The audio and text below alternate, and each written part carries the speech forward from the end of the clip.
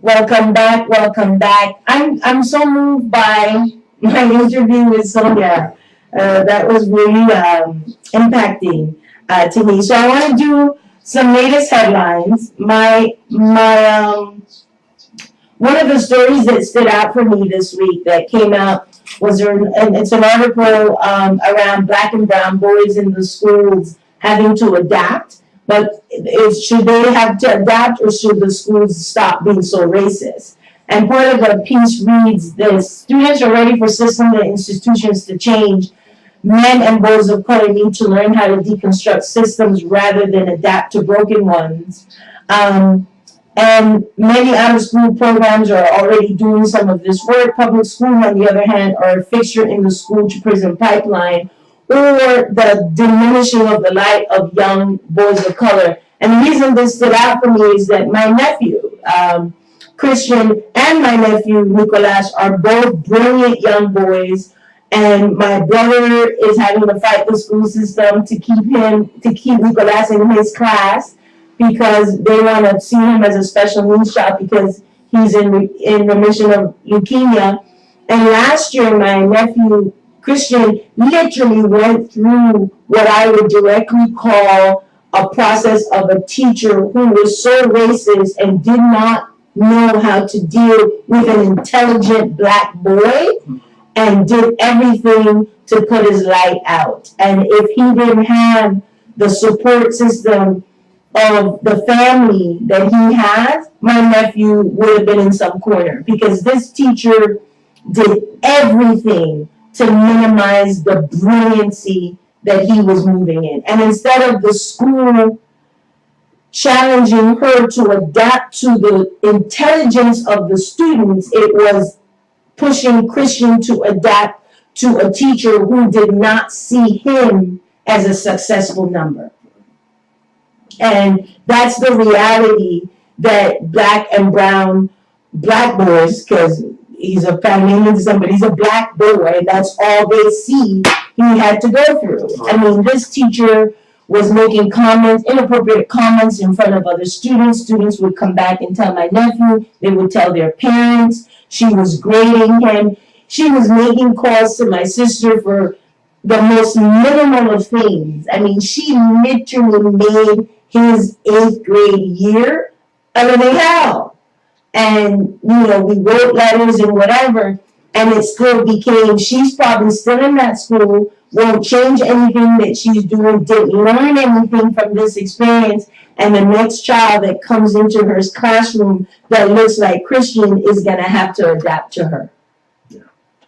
So that's one of the articles that stood out for me. Another article that stood out for me this week, a couple of small things. Rest in power, Afeni Shakur passed away on Tuesday at the age of 69. Afeni Shakur is Tupac Shakur's mother, who has kept his legacy very much high on the forefront, and has a legacy herself of of resistance, of speaking truth, ex-Black Panther, but really just honoring the light of her son, the creativeness of her son. So may she rest in power.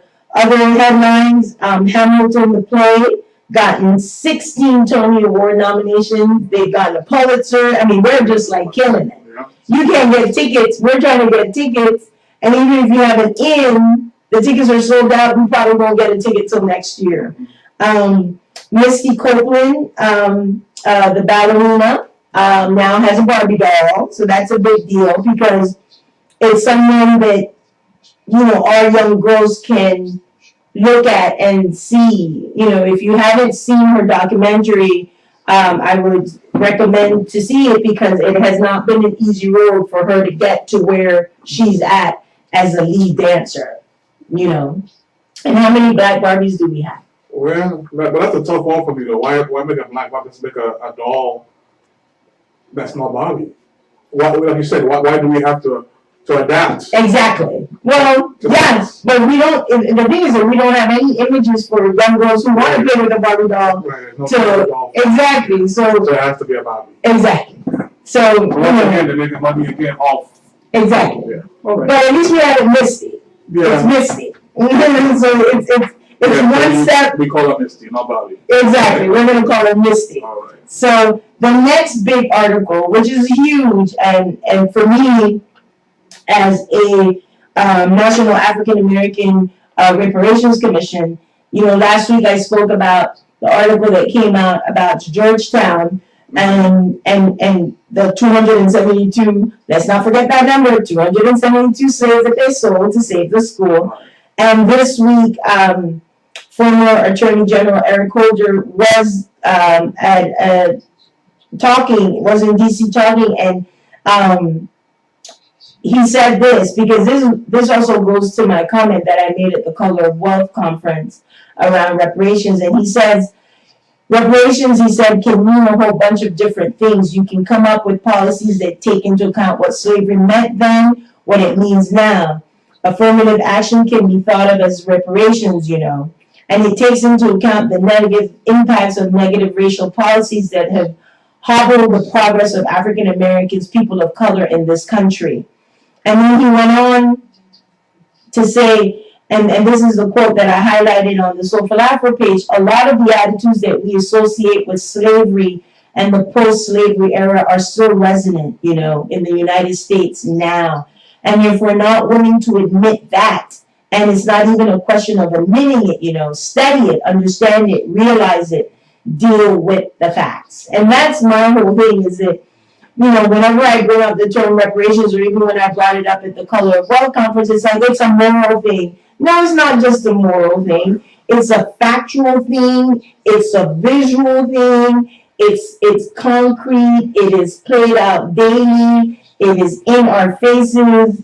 The school systems, the magazines, the insults, the disparities that exist, how we're dealt with, the politics. So we're not seeing all of these things. Now we're renaming buildings. There's tons of buildings all over the place that are named after folks that upheld slavery. That there needs to come to a place where we acknowledge it. We have never said, yes, this is the truth, and yes, this is what's happening. You have articles that come out like this, and then folks start to talk about it. So, what does that mean? Next story, and then I'll close out with this story in the headlines and go into the last segment that I want to do around wellness and Finishers Fit Club is talking about wellness and keeping up and taking care. Ida Keeling is 100 years old, and she stole the crowd with her 1 minute, 17.33 second 100-meter dash Saturday at the Penn Relays in Philadelphia. Keeling is the official holder of the record for the fastest 100-meter by a woman 100 years or older. Okay? If you want to see this video, you can go to the Soulful Afro page. It is literally just inspiring. Girlfriend was doing push-ups, stretching, and she says, I'll be 101 in a couple weeks. I've never seen nothing like this crowd. Maybe that's what the excitement was, And this was her message. And I'll close out this segment with this, and then we'll be right back. And Keeling had some advice for those who may be wondering how she does it.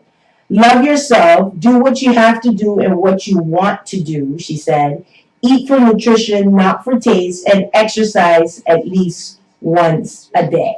So that is the advice coming from 100-year-old, soon to be 101-year-old Ida Keeling, who holds the record in the 100-yard dash.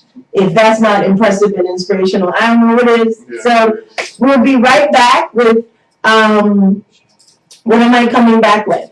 I'm coming back with my wellness segment, an update on the Finishers Fit Club, and just closing out this another wonderful Soulful Afro show. So we'll be right back.